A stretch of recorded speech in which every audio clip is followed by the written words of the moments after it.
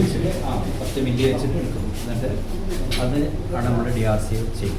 അത് അതേപോലെ തന്നെ ആ ടൈമിൽ ഇവരെ കമ്പ്യൂട്ടറിലേക്ക് നേരെ കയറും. ഒരു PF നമ്പർ അടിച്ചു കൊടുത്താൽ ഇത് അറിയില്ല, നമ്പർ മാത്രം അടിച്ചു കൊടുത്താൽ ഓരോ ഇതിലേക്ക് വരും. അപ്പോൾ ഓരോ പാൽ എത്ര വരുന്നതെന്നുള്ളത് അവിടെ അന്നത്തെ പാൽ അവിടെ അവർ ചെയ്യും. ഇവർ ഇവിടുന്ന് DRCൻ്റെ അളവ് വെച്ചെടുക്കും. ഉണങ്ങിക്കഴിയും. പിറ്റേന്ന് ഉണങ്ങിക്കഴിഞ്ഞാൽ ചെറിയ ഷീറ്റ് ആവുന്നുണ്ടാവും. 10 ഗ്രാം അങ്ങനെ ചെറുതല്ലേ ഇതിലുണ്ട്, അതിനകത്തുണ്ടാവും. ആ ഷീറ്റ്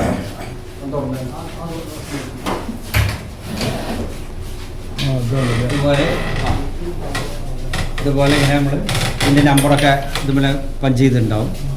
എന്നിട്ട് ഇലക്ട്രോണിക് ഡിസ്പ്ലേക്ക് വെച്ചിട്ട് ഇങ്ങനെ ഇത് ഉണക്കിയിടും. നാളത്തേക്ക് നമുക്ക് ഇത് ഉണങ്ങും. അത് ഓരോരുത്തതാണ്, ഓരോരുത്തർക്ക് ഇങ്ങനെ സെപ്പറേറ്റ് ഹാങ് ചെയ്യും.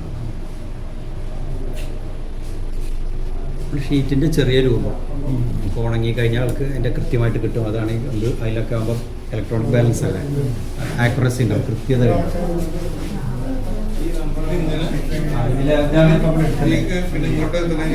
നമ്മൾ ആസിഡ് ഒഴിക്കുന്നതിനകത്ത് നമ്മൾ ഷീറ്റ് ചെയ്യൂലേ, അതുപോലെ ഇതിന് ചെറിയ കുറച്ച് ആസിഡ് ഒഴിക്കും.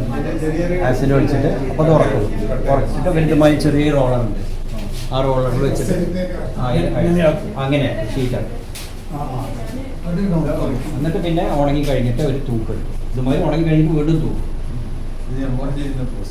ഇതാണ് DRC ചെയ്യുന്ന പ്രോസസ്. നിങ്ങളതും ഇങ്ങനെയൊക്കെ തന്നെയാണ് ചെയ്യുക. ഇത് കുറച്ചും കൂടി കൂടുതലാണ്. ഇനി അവിടെ ലാബിൽ വലിയ തൂക്കം അറിയണമെങ്കിൽ ഇത് ഉണങ്ങി വരുമ്പോഴാണ് ഓരോ ചെറിയ വ്യത്യാസങ്ങളുണ്ട്.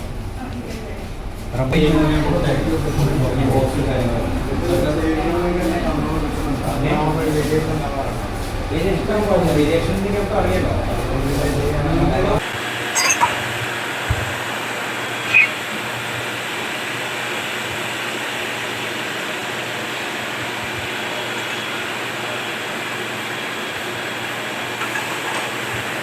എന്നുള്ളത് കാണും.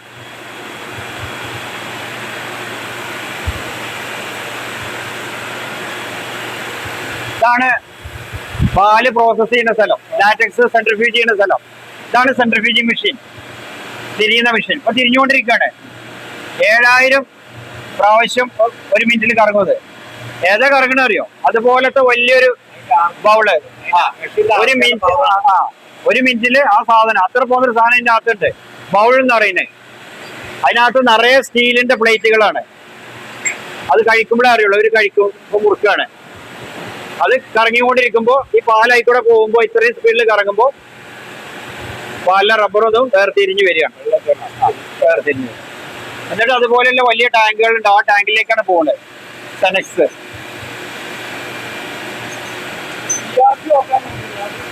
1, 2 എന്നൊക്കെ എഴുതിയില്ലേ, അതിലൊക്കെ പാലുണ്ട്. നമ്മള് ബാരലിൽ കൊണ്ടുവരുന്ന പാല് പോലെ നമ്മൾ അവിടുന്ന് കൊണ്ടുവരുന്ന പാലുകൾ അതിലാ വെക്കുക. അതിന് ദിൽക്ക് കൊടുക്കും. ഇത് കറങ്ങിയിട്ട് ഈ മുകളിലുള്ള സ്ഥലത്ത് കൂടെ സെനക്സ് വരും. അടിയിലൊരു പൈപ്പ് ഉണ്ട്, അതിൽ കൂടെയാണ് വെള്ളം. കുറച്ച് റബ്ബർ, തിൻ റബ്ബർ എന്ന് പറയും.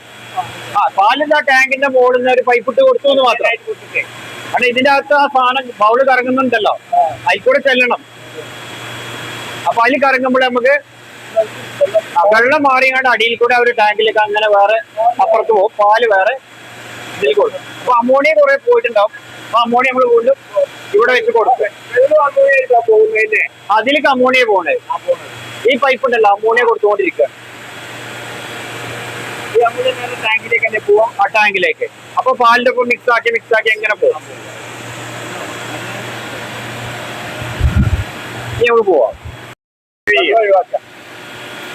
ഞാൻ ഇപ്പൊ നമ്മളെ ക്രംബോർഡ് ഉണ്ടാക്കുന്നുണ്ടല്ലേ, നിങ്ങൾ പ്രസ് ചെയ്ത് കണ്ടൊക്കെ അതുമാതിരി സീറ്റ് ഉണ്ടാക്കുന്നതിന് പകരം ഇതാണ് നമ്മൾ ചെയ്യുന്നത്. കറണ്ടിനാണ്. നമുക്ക് ജനറേറ്റർ 2 ജനറേറ്റർ ഉണ്ട്. ജനറേറ്റർ ഉപയോഗിച്ച് ചെയ്യും. അത് ലിഫ്റ്റ് ചെയ്യാൻ പറ്റൂല, അത് വല്ല വെയിറ്റ് ഉള്ള സാധനമാണ്. അപ്പൊ ഇങ്ങനത്തെ കപ്പി കാര്യങ്ങളൊക്കെ ഉപയോഗിച്ചിട്ടാണ് എടുക്കുക.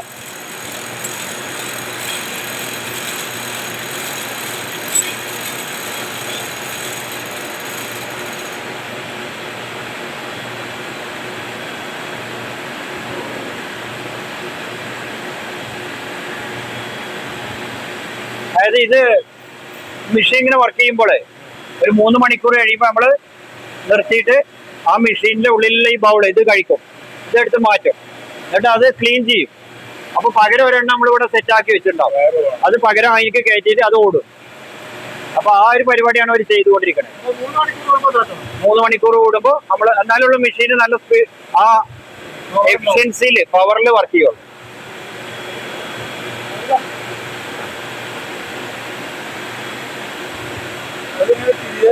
അത് തിരിഞ്ഞുകൊണ്ടിരിക്കട്ടെ. ഒരു മിനിറ്റില് നമ്മളെ മിക്സി ഒക്കെ ഇടുന്ന പോലെ അപ്പൊ നമുക്ക് കാണുമല്ലോ.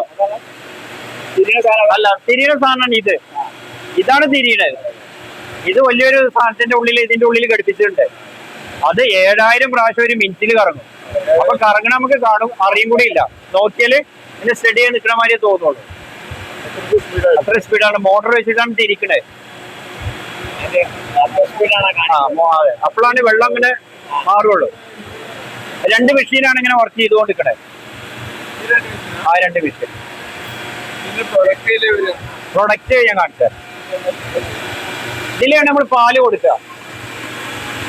അവിടെ വലിയ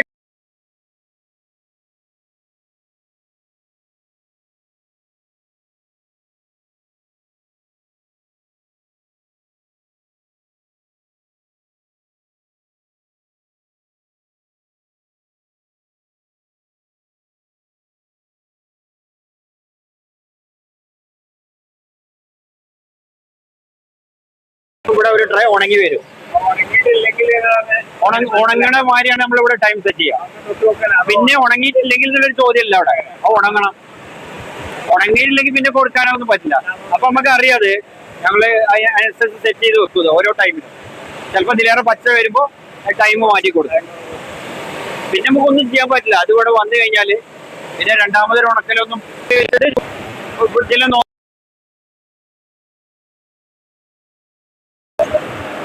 ഹോട്ട് എയർ ബ്ലോ ചെയ്യാണ്. ചൂട് കാറ്റിങ്ങനെ ചെല്ലാണ് കേട്ടോ. ചൂട് കാറ്റിങ്ങനെ ചെല്ലാണ് ഹോട്ട് എയർ.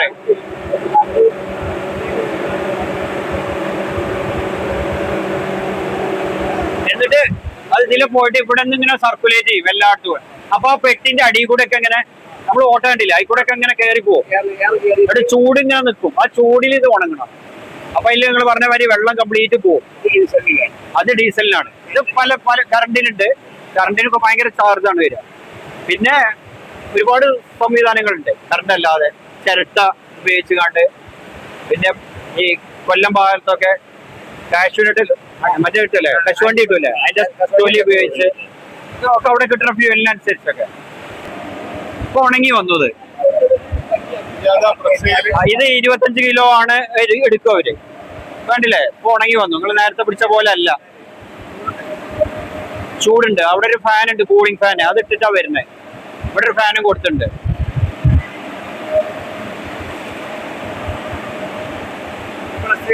അതാ അവിടെ ചെയ്യുന്നത് കാണാം.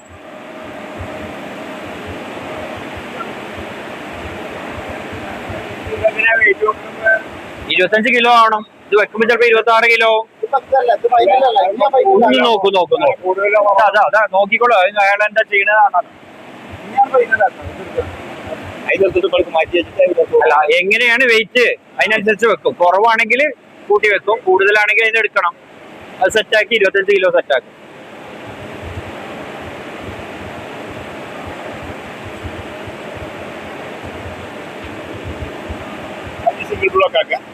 അത് സിംഗിൾ ബ്ലോക്ക് ആക്കും. ഇങ്ങനെ കൊണ്ടുപോകാൻ കഴിയില്ലല്ലോ.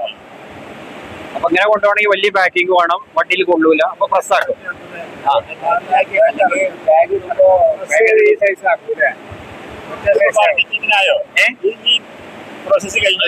ഇതിന്റെ പ്രോസസ് കഴിഞ്ഞ് ഇനി പാക്ക് ചെയ്യണം.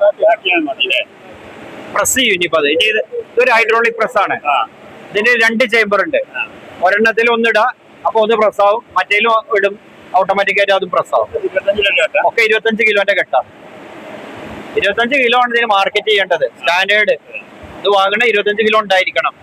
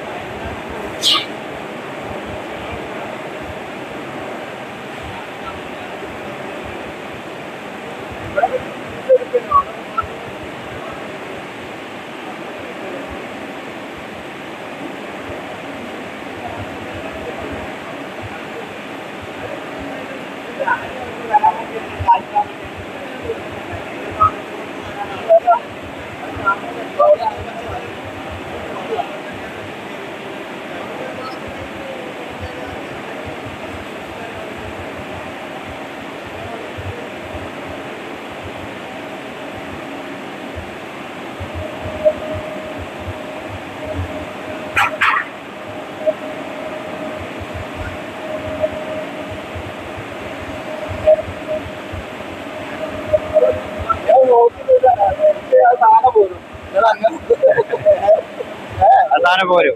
കാരണം അപ്പുറത്തും കയറുമ്പോഴേ അപ്പൊ തട്ടിങ്ങാട് ഇങ്ങടെ സാധനം പോരും.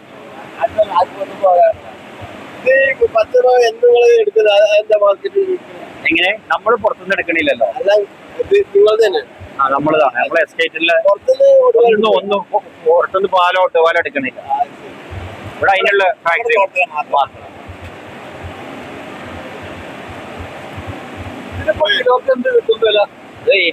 ഇപ്പൊ മാർക്കറ്റ് ഓരോ മാർക്കറ്റ് കൂടിയുള്ള സമയം 268 ആ റേറ്റ് ഒക്കെ വരും. കിലോ 250 കിട്ടും, ചില സമയത്ത് 260 കിട്ടും. അല്ല ഇത് ഷീറ്റിന്റെ അല്ല ഞാൻ പറയാ, ഇത് പല ആൾക്കാരും ഷീറ്റിന് തുല്യമായിട്ടുള്ള വിലക്ക് എടുക്കുന്നതാണ്. അതിന്റെ ഉപയോഗത ഉണ്ടല്ലോ. ഇപ്പൊ ചളിയൊക്കെ കളഞ്ഞ് നല്ല ഇങ്ങനെ വൃത്തിയിൽ ഉണങ്ങി കിട്ടല്ലേ. കംപ്ലീറ്റ് ഉണക്കം കണ്ടില്ല, ഞങ്ങൾ പിടിച്ചു നോക്കുമ്പോൾ കണ്ടില്ല. ഇല്ല, ഷീറ്റ് ഇവിടെ ആദ്യം മുതൽ തന്നെ നമ്മള് തുടങ്ങിയതിന് ശേഷം പിന്നെ മാറി.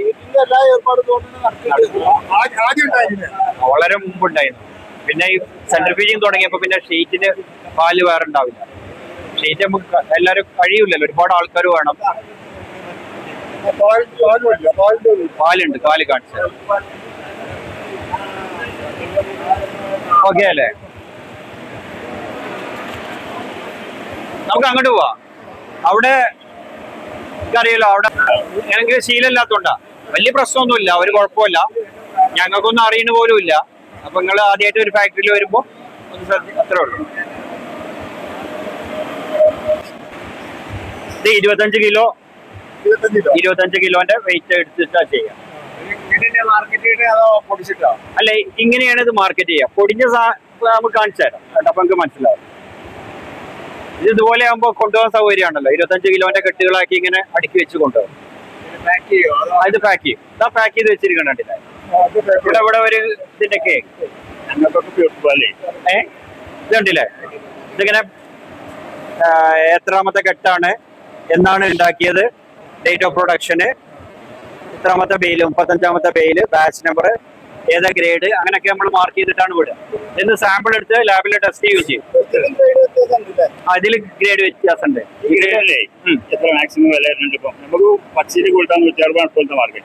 അത് നമ്മൾ പ്രോസസ് ചെയ്യാൻ ഒരുപാട് ചെലവ് വരുന്നില്ല. പറഞ്ഞുതരാം കേട്ടോ. ഇതില് വെള്ളമൊന്നും ഉണ്ടാവില്ല, അത് ഉണങ്ങി വരുന്നല്ലേ. 70 രൂപയൊക്കെ വരും കേട്ടോ. റേറ്റ് വരുന്നുണ്ട്. റേറ്റ് ഇങ്ങനെ മാറിക്കൊണ്ടിരിക്കട്ടെ.